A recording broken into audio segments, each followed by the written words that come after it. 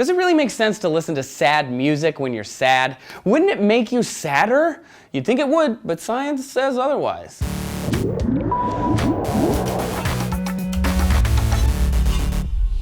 Howdy y'all, Trace here for D-News. We've talked a lot about music over the last year. How robots are kicking out the jams, how music affects your brain, and how your brain works when you're rapping. Music is an integral part of the human experience. But what is it about sad music that we like so much? When you're down, do you listen to something that matches your mood? If music is a universal language of emotion, then we're going to need a universal translator for sad music to really get it. If you're listening in the West, you probably associate sad music with minor key tonality. If you're not exactly familiar with what that means, the Exploratorium in San Francisco provided some nice examples.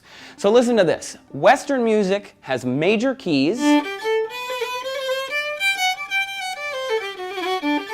and minor keys.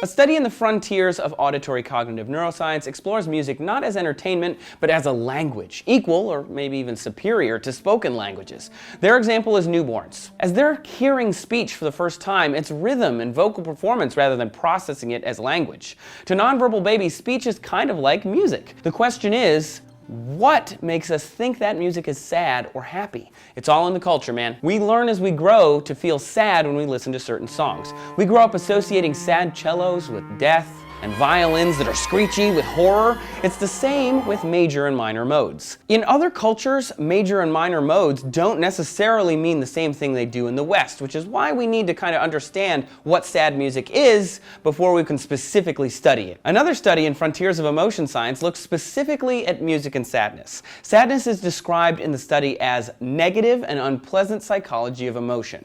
And when we hear it, our brain processes it through our cultural lens. The scientists hypothesized because of our cultural learning, sad music would make us sad. But they were wrong. Instead, when we listen to sad music, our brain knows it's a cultural expression of sadness, but realizes that it's not personal sadness. And we interpret that as pleasure. This is because it turns out there are two kinds of emotion. Felt emotion is in, I feel sad. And perceived emotion is in, that is sad, but it's not me. Put another way, if a partner breaks up with you, you're like bummed out.